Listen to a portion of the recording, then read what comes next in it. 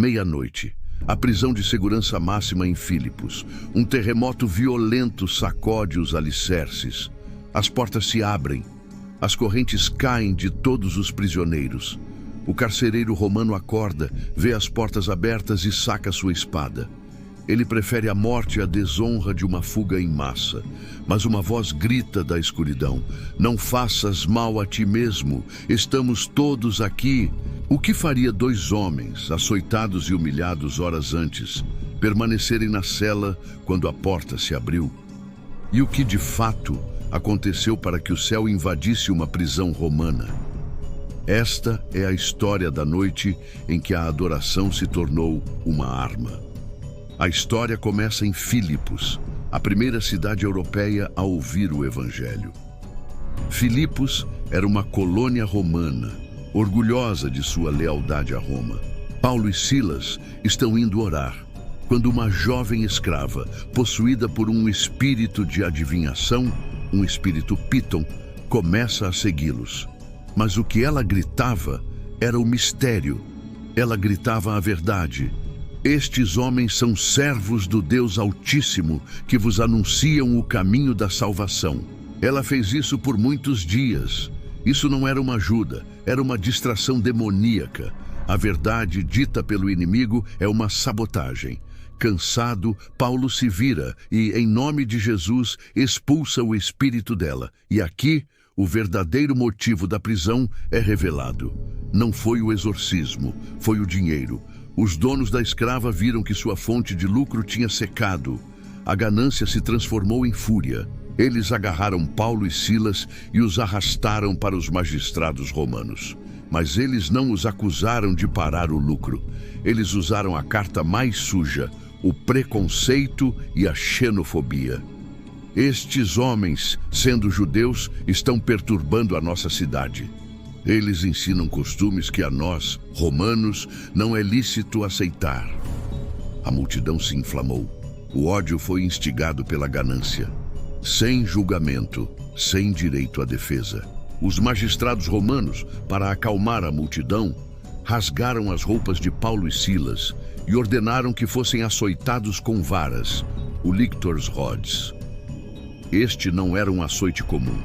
Eram varas de madeira grossa, projetadas para quebrar ossos e rasgar a carne. Eles foram espancados publicamente e severamente. Feridos, sangrando, eles foram entregues ao carcereiro com uma ordem: guarda-os com toda a segurança. O carcereiro os jogou no cárcere interior, a masmorra mais escura e imunda, e prendeu seus pés no tronco, uma posição dolorosa que impedia qualquer movimento. O plano do inimigo estava completo. Humilhados, feridos, acorrentados na escuridão, o silêncio da meia-noite. O que você faria? Murmuraria? Choraria? Pausa. Paulo e Silas começaram a cantar. Perto da meia-noite, Paulo e Silas oravam e cantavam hinos a Deus, e a Bíblia diz que os outros prisioneiros os escutavam. A adoração deles se tornou um testemunho na escuridão, e de repente, sobreveio um terremoto tão grande que abalou os alicerces da prisão. Todas as portas se abriram. As correntes de todos se soltaram. O carcereiro acorda, vê o caos e puxa a espada para se matar. Mas Paulo grita: não faças mal a ti mesmo, estamos todos aqui. O carcereiro, vendo que os homens que ele torturou agora salvaram sua vida, treme. Ele pede luz, entra e pergunta a Paulo e Silas: senhores, o que devo fazer para ser salvo? A resposta foi simples: crê no Senhor Jesus Cristo e serás salvo, tu e tua casa. Naquela mesma noite, o carcereiro que os prendeu lavou suas feridas, e ele e toda a sua família foram batizados. De manhã, os magistrados, provavelmente com medo do terremoto, mandaram um recado: soltem esses homens e deixem que vão em paz. Eles queriam varrer a ilegalidade para debaixo do tapete. E aqui vem a reviravolta. Paulo não era apenas um pregador judeu. Ele era um cidadão romano. E ele joga a carta: açoitaram-nos publicamente, sem sermos condenados, sendo nós cidadãos romanos, e agora nos lançam fora secretamente? O sangue dos magistrados gelou. Açoitar um cidadão romano sem julgamento era um crime capital em Roma.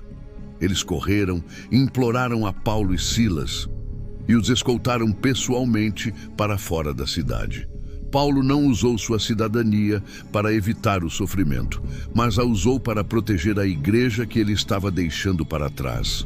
Ele provou que o poder de Deus transforma a pior prisão em um altar de adoração e a maior injustiça na arma final. Se você crê nesse poder, comente liberto.